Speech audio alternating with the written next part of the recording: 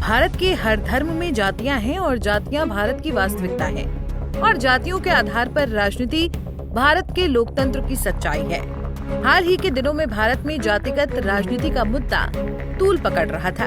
इस जातिगत राजनीति के मुद्दे ने धीरे धीरे अपनी जगह बनाई और राजनीतिक लाभ के लिए राजनेताओं ने भारत में जातिगत व्यवस्था को और सुदृढ़ बनाने की दिशा में काम किया।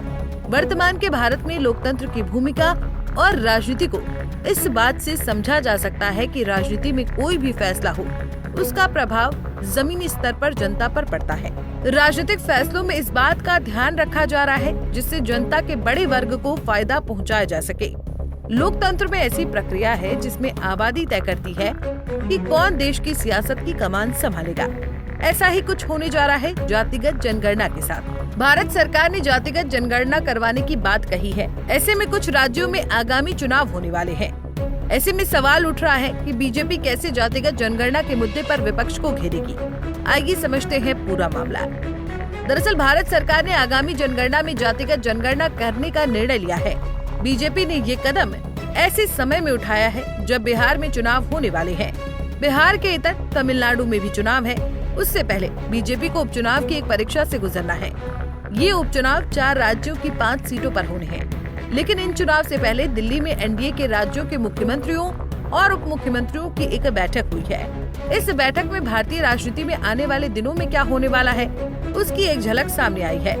यहाँ पर एनडीए शासित सभी राज्यों के मुख्यमंत्रियों और उप मुख्यमंत्रियों ने केंद्र की बीजेपी नेतृत्व की तारीफ की है। इस बैठक में बीजेपी नेताओं को ऑपरेशन सिंदूर पर बयानबाजी करने से बचने की बात कही गई है। जातिगत जनगणना पर विपक्ष पहले से ही श्रेय ले रहा है। ऐसे में बीजेपी ने साफ किया है कि हम सभी का लक्ष्य विकसित, सशक्त व आत्मनिर्भर भारत है और इस दिशा में हमें तेजी से काम करने की जरूरत है।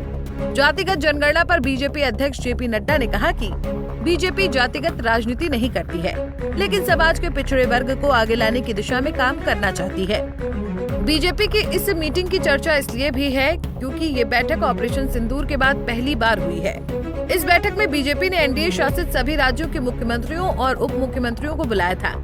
बीजेपी की बैठक में लिए गए फैसलों में देश में राजनीतिक माहौल को देखते हुए अपनी सत्ता को उन राज्यों में पहुंचाना है जहां बीजेपी अभी भी कमजोर स्थिति में है और दूसरी ओर बीजेपी ऐसे वोटरों को लुभाने की कोशिश कर रही है जो उनसे लोकसभा चुनाव में कट गया था, जिसका असर उसकी राजनीति में सीधे तौर पर पड़ रहा है। इसमें बीजेपी के निशाने पर है दलित वोट बैंक। यही वजह है कि बीजेपी जातिगत जनगणना के मुद्दे पर अपने फैसले को डिफेंड कर रही है, जिससे ये साफ हो गया है कि बीजेपी की राजनीति भविष्य में किस दिशा में बढ़ेगी। बीजेपी की राजनीति में इस तरह की बातचीत तब हो रही है जब विपक्ष जातिगत राजनीति को अपने चुनावी अभियान का सबसे बड़ा मुद्दा मान रहा है। बीजेपी जानती है कि बिहार जैसे राज्य में अगर उसे अपनी राजनीतिक जमीन को बचाना है तो वो जातिगत मुद्दों से दूरी नहीं बना सकती है। बहरहाल इस समय देश की राजनीति में कई बदलाव हो रहे हैं। वर्तमान में बीजेपी की राजनीति में ऑपरेशन सिंदूर है। बीजेपी अपने वोटरों को लुभाने के लिए राष्ट्रवाद, विकास और जातिगत जनगणना के मुद्दों के साथ उतरेगी। बीजेपी की राजनीति में बदलाव हो रहा है, लेकिन बीजेपी इन मुद्दों का चुनाव में कितना असर दिखा पाती है, ये तो भविष्य तय करेगा। फिलहाल के लिए इस खबर में इतना ही। देश और दुनिया की बड़ी खबरों के लिए देखते रहिए पंजाब केसरी टीवी। हमसे जुड़े रहने के लिए हमारे YouTube चैनल को सब्सक्राइब करें और नई वीडियो की नोटिफिकेशन के लिए बेल आइकॉन को दबाएं।